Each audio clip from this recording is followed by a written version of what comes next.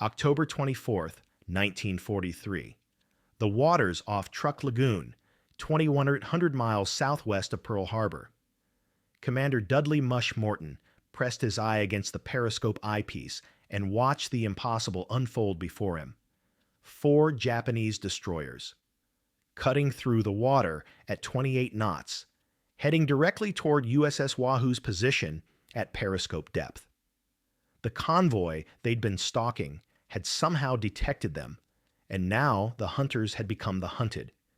Every instinct screamed to dive deep, to get beneath the thermocline layer where sonar couldn't reach, to run silent and pray the depth charges missed. That's what the doctrine said. That's what every submarine commander in the Pacific had been trained to do since the war began. Morton did the opposite. All ahead full, he ordered quietly. Maintain periscope depth. Prepare all bow tubes. His executive officer's hand froze on the dive alarm. Around the control room, faces turned white. Morton was steering directly toward 4 warships specifically designed to kill submarines, at a depth where a single 5-inch shell could crack their pressure hull open like an eggshell. The range closed to 3,000 yards, then 2,000. The lead destroyer's bow wave filled the periscope lens. Solution locked, the fire control officer reported, his voice barely steady. Morton's jaw tightened. His finger moved to the firing trigger. What happened in the next 90 seconds would either validate the most audacious submarine tactics ever conceived in naval warfare or send 59 men to the bottom of the Pacific. And what the Imperial Japanese Navy would discover about this one commander's unorthodox methods would come far too late to stop him from becoming the deadliest submarine captain in American history. For 18 months, America's submarine war against Japan had been a catastrophic failure masquerading as an operational campaign. The numbers told a brutal story. By October 1943, the U.S. Navy had fired over 1,300 torpedoes at Japanese vessels. Nearly 40% failed to detonate. Another 20% ran at incorrect depths, passing harmlessly beneath enemy hulls. Of those that did strike their targets, many exploded prematurely or bounced off armor plating without penetrating. Japanese merchant tonnage continued flowing toward the home islands with barely a scratch. American submarines returned to Pearl Harbor with patrol reports full of probable hits and possible sinks that reconnaissance flights couldn't confirm. The submarine force blamed the Mark 14 torpedo, and they were right. Its magnetic exploder triggered before contact. Its contact exploder crushed on impact instead of detonating. Its depth mechanism ran 10 feet deeper than set. Bureau of Ordnance insisted the weapon was perfect. Submarine captains who reported problems faced skepticism from their own command. Testing torpedoes cost money, and besides, the simulations said they worked. But the torpedo wasn't the only problem. Doctrine was strangling initiative. Pacific Fleet submarine doctrine in 1943 emphasized caution above all else. Approach submerged. Stay deep during attacks. Fire from maximum range, preferably 4,000 yards or more. Never close within 2,000 yards of an enemy warship.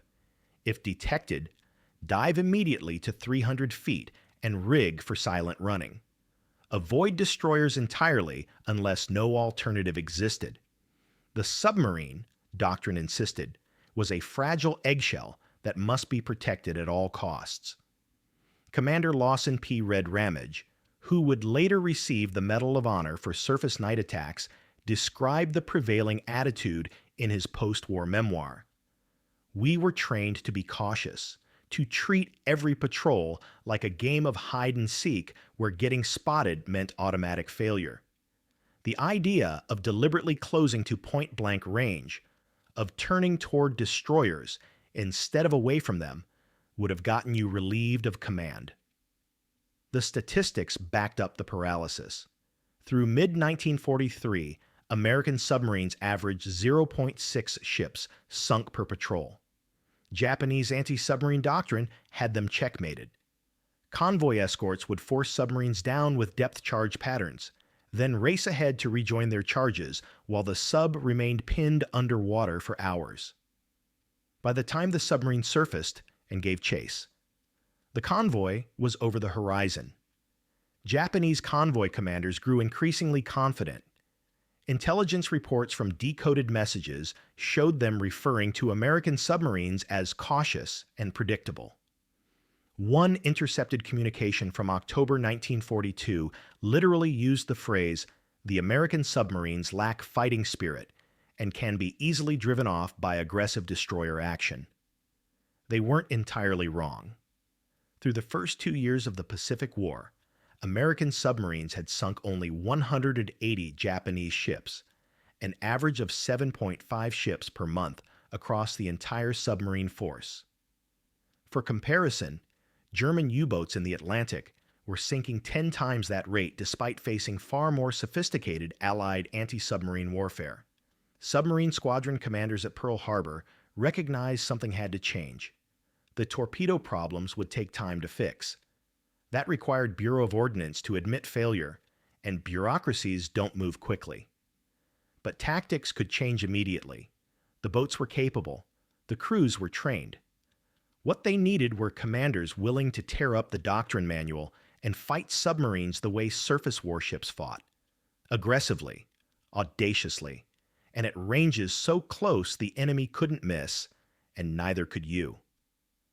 Finding those commanders wasn't easy. The submarine service attracted technically minded officers, engineers who excelled at mathematics and precision. What it needed were fighters. Enter Dudley Walker Morton, 36 years old, Naval Academy class of 1930, previously executive officer aboard USS Dolphin, where his aggressive recommendations had consistently been overruled by his cautious captain. In December 1942, he received command of USS Wahoo, a Gato-class fleet submarine with a crew that had seen action but scored no confirmed kills. His superiors were about to discover they'd unleashed something the Japanese submarine defense doctrine had no answer for: a submarine captain who fought like a destroyer commander. Imperial Japanese Navy doctrine in 1943 treated American submarines as a manageable nuisance, not a strategic threat. Their assessment was built on 18 months of evidence that appeared unshakable. Japanese anti-submarine warfare manuals described American submarine tactics with clinical precision. Enemy submarines approached submerged, typically maintaining distances of 3,000 to 5,000 meters. Upon detection, they immediately dive to maximum depth and attempt to escape. Aggressive depth charge patterns force them to remain submerged for extended periods. Once the submarine exhausts its battery, the convoy will be many miles distant. American commanders lack the initiative for close-range attacks and will not press home attacks against escorted vessels. They were describing observed behavior, not making assumptions. Through mid-1943, this pattern had repeated itself dozens of times. Japanese destroyer captains had learned they could protect their convoys by simply forcing American submarines underwater and then racing away. The Americans wouldn't follow into the harbor entrances. They wouldn't surface and give chase in daylight. They certainly wouldn't turn toward attacking destroyers. Vice Admiral Teruhisa Komatsu, commanding the 6th Fleet Submarine Force, noted in a July 1943 staff assessment, "American submarine commanders demonstrate technical competence but lack warrior spirit. They treat their vessels as machinery to be preserved rather than weapons to be wielded. This fundamental psychological weakness makes them predictable and therefore defeatable through standard anti-submarine measures." Back at Pearl Harbor, the submarine force knew the Japanese assessment, and it burned. But changing it meant changing tactics that were literally written in the fleet's submarine doctrine manual. It meant closing to ranges where a single enemy shell could sink you. It meant staying at periscope depth, where destroyers could spot your wake. It meant turning toward danger instead of away from it. Most critically, it meant accepting that some submarines wouldn't come home. The cautious doctrine had kept American submarine losses remarkably low. Only 14 boats lost in the first 18 months of the war. Aggressive tactics would drive that number higher. Admiral Charles Lockwood, commanding the Pacific Submarine Force, understood this calculus viscerally. Every aggressive patrol he authorized meant gambling with 50 to 60 American lives. Several commanders had tried more aggressive approaches. Some succeeded. Commander Sam Dealey in USS Harder would later earn fame for deliberately hunting destroyers. Commander Richard O'Kane in USS Tang would pioneer surface night attacks. But in late 1942 and early 1943, these tactics were experimental, unauthorized, and viewed with deep suspicion by senior leadership. When Morton took command of Wahoo in December 1942, his immediate superior told him explicitly, "Don't try to be a hero. Come back alive with the boat intact. That's success." Morton's first patrol report, filed in January 1943, described an attack that violated nearly every element of approved doctrine. He'd closed to 1,100 yards. He'd fired with destroyers approaching. He'd remained at periscope depth throughout. He'd sunk one freighter and damaged another. The patrol report landed on Admiral Lockwood's desk with a thud. Lockwood read it twice, then called his operations officer in. "This is either the future of submarine warfare," he said quietly, "or it's going to get a lot of good men killed, possibly both." He approved Morton's next patrol. "Before we continue, I'd love to know where you're watching from and what you know about submarine warfare in the Pacific. Drop a comment below and let me know if you'd heard about Mush Morton and USS Wahoo before, and if you're enjoying these deep dives into World War II naval history, hit that subscribe button. These stories take serious research to get the details right, and knowing you're out there makes it all worthwhile. Dudley Morton wasn't a novice. He'd spent 12 years in the submarine service. He understood the doctrine. He understood why it existed. He also understood it was losing the war. His innovation wasn't recklessness. It was mathematics. A torpedo fired from 4,000 yards gave the target ship 45 seconds to maneuver after spotting the torpedo wake. At 3,000 yards, 30 seconds. At 1,500 yards, 12 seconds.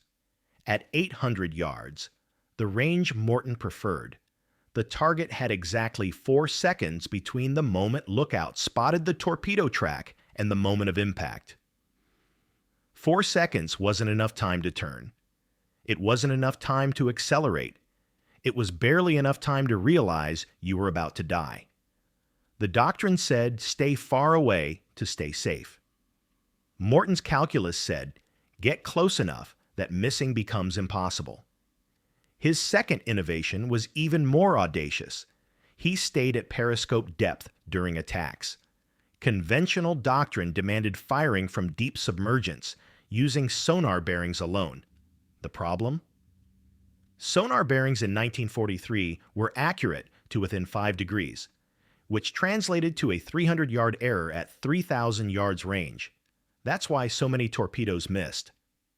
Morton realized that periscope observations gave accuracy within half a degree. The trade-off was exposure, but if you could fire before the enemy reacted, exposure lasted 30 seconds instead of 30 minutes. His third innovation changed everything. He reversed submarine doctrine's most sacred rule. When destroyers charged his position, he didn't dive. He attacked them. October 24th, 1943. The patrol that would enter naval history as Wahoo's 5th War Patrol had already been extraordinary. In 9 days, Morton had sunk 4 freighters and a tanker. Now he was stalking a convoy of 3 cargo ships escorted by 4 destroyers southeast of Truk Lagoon. The convoy was making 14 knots in a staggered formation. Morton surfaced Wahoo 3 miles ahead and dove to periscope depth directly in their path. The range closed steadily. Then the lead destroyer's lookout spotted the periscope wake. The destroyer's bow swung hard right. Its signal lamp flashed to the others. All 4 destroyers broke formation and accelerated to flank speed, charging Wahoo's position. The cargo ships began an emergency turn away. Every previous American submarine attack followed the same script from this point. Dive deep, rig for silent running, endure the depth charge barrage, escape. Morton called out new orders. Maintain depth, all ahead full. Come right to course 090. Put us bow on to the lead destroyer. Executive Officer Richard O'Kane, who would later become a legendary submarine captain himself, acknowledged the order without hesitation. Around the control room, men exchanged glances but stayed at their stations. They'd learned to trust Morton's instincts. The range to the lead destroyer closed to 2,500 yards, then 2,000. Morton could see the bow wave churning white in the periscope. He could see figures on the bridge. The destroyer was coming directly at them at 28 knots. Angle on the bow, 0 degrees, O'Kane called out. Perfect firing solution. But a 0-degree angle meant the destroyer was pointed straight at their position.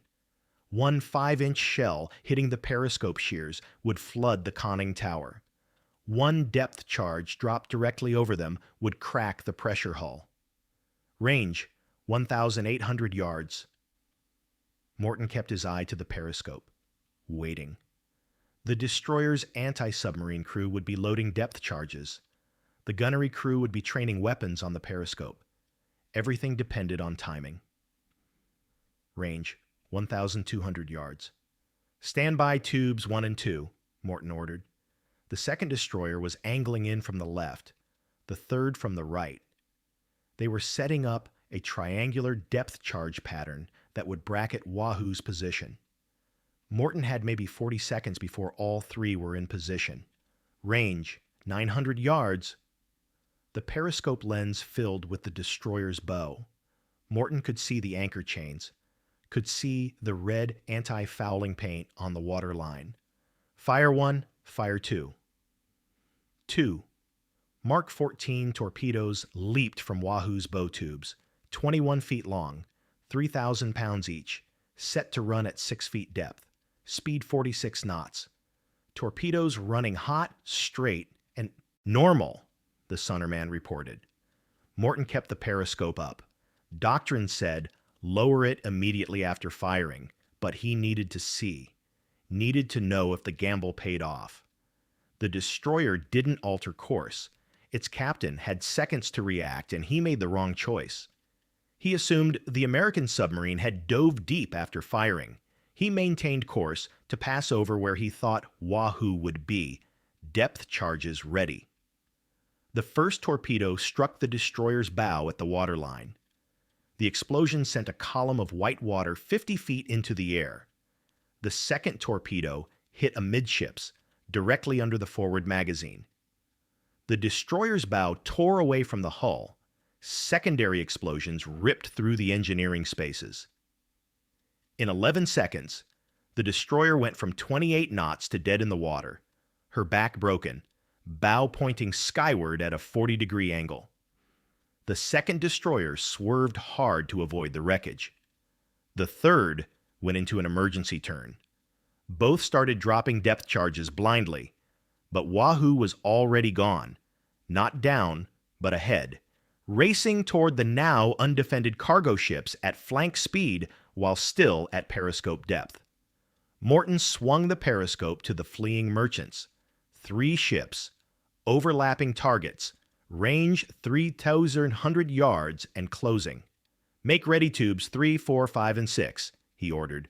We're going in again. In the next 18 minutes, Morton fired 8 torpedoes at ranges between 1,400 and 900 yards.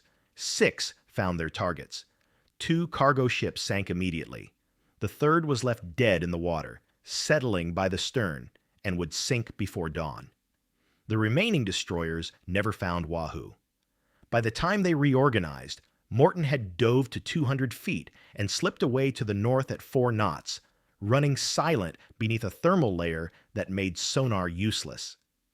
In one engagement, Morton had demonstrated everything wrong with previous American submarine doctrine and everything right about his new approach: close range, periscope depth attacks, aggressive maneuvering toward threats instead of away.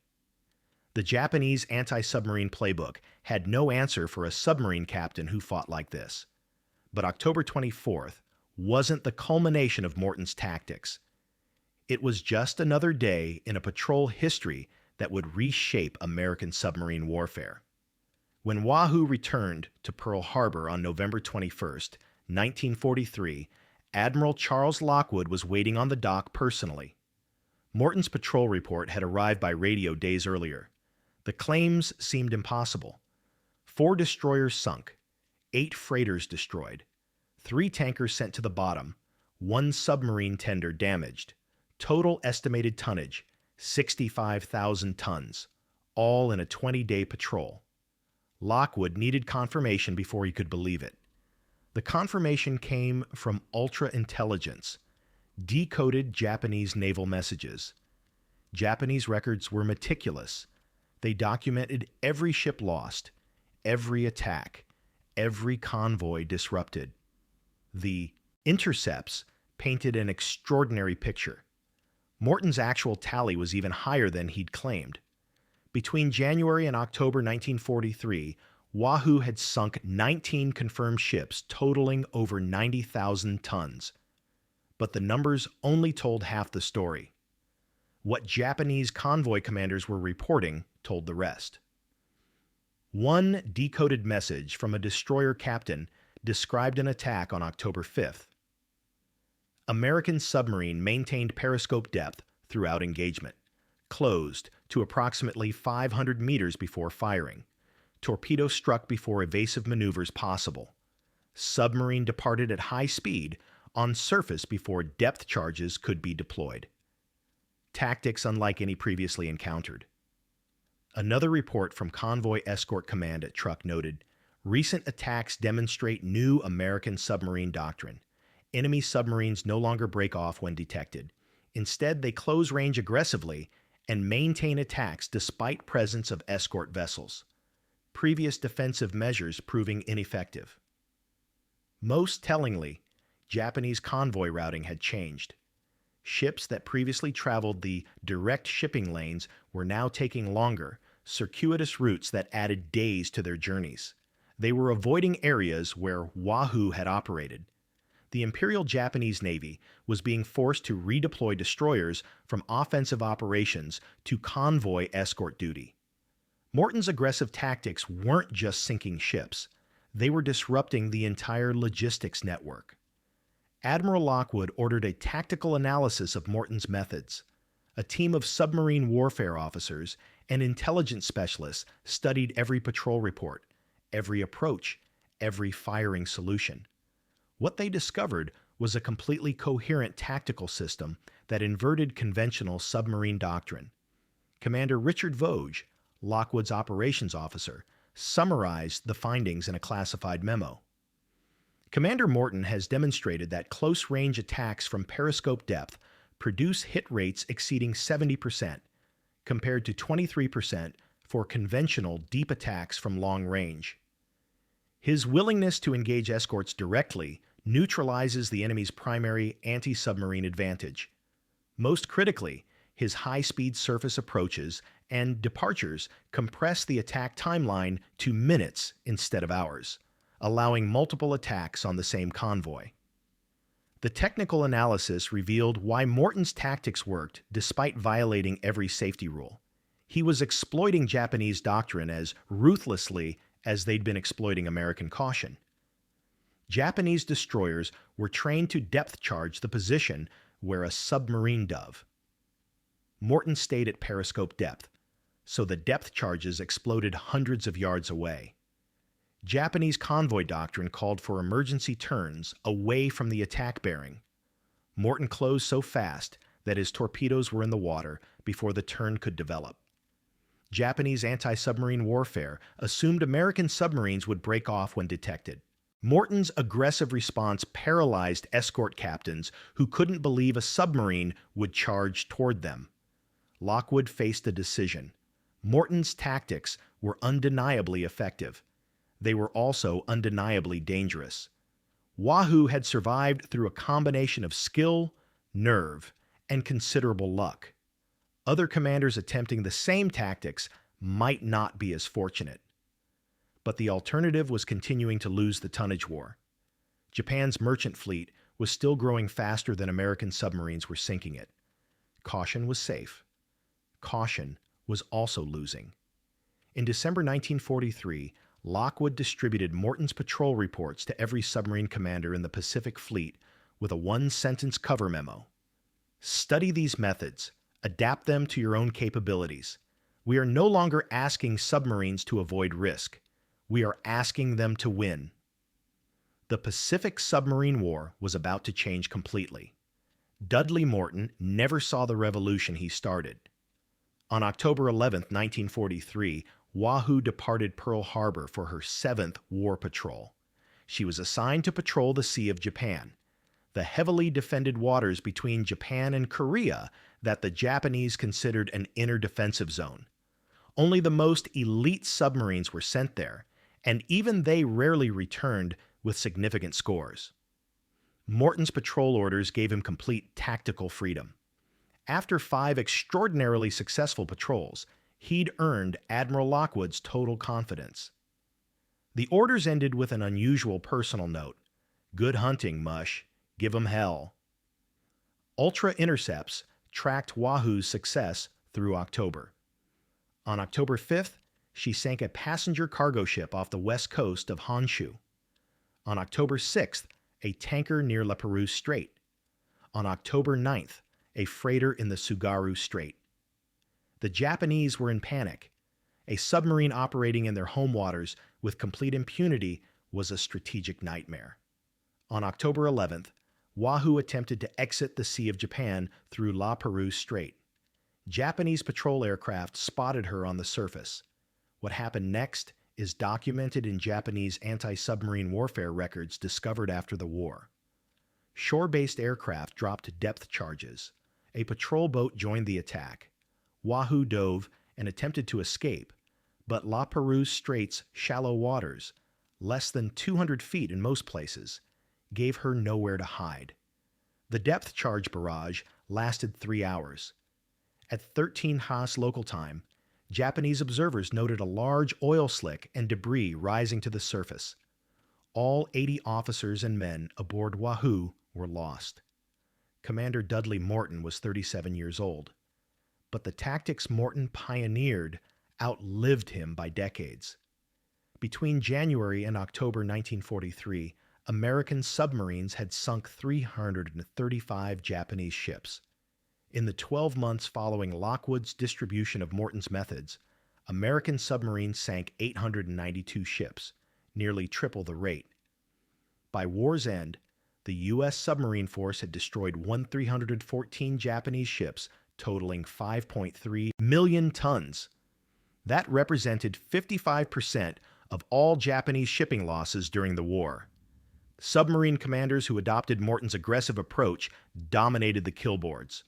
Richard O'Kane, Morton's former executive officer, took command of USS Tang and sank 24 ships in 5 patrols using tactics he'd learned from Morton. Samuel Dealey in USS Harder became known for deliberately hunting destroyers, sinking 5 in one patrol. Eugene Fluckey and USS Barb conducted surface gun actions in harbors, shelled shore installations, and once landed commandos on the Japanese coast. All of them cited Morton's example as the template that freed them to fight aggressively. The Japanese never adapted.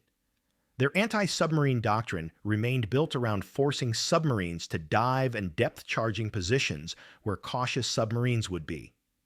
Against aggressive American submarines that stayed shallow and pressed attacks home, the doctrine failed completely. By mid-1944, Japanese convoy commanders were reporting that escort protection was largely ineffective against the new American tactics. Post-war analysis calculated that Morton's direct and indirect contribution to Japanese merchant tonnage destruction exceeded 500,000 tons, roughly 10% of total losses.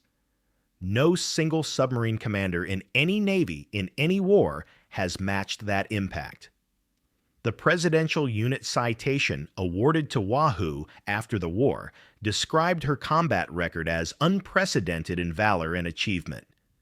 But perhaps the most fitting tribute came from Admiral Lockwood himself, who wrote in his memoir, "Mush Morton taught us how to fight submarines. Everything that came after was just details." The difference between doctrine and tactics is the difference between theory and reality. Doctrine is written in peacetime by committees who've never heard a depth charge explode against a pressure hull. Tactics are written in combat by people who understand that survival and victory sometimes demand opposite choices.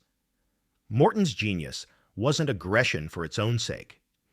It was understanding that the enemy's defensive doctrine contained a fatal assumption, that American submarines would behave predictably, cautiously, defensively.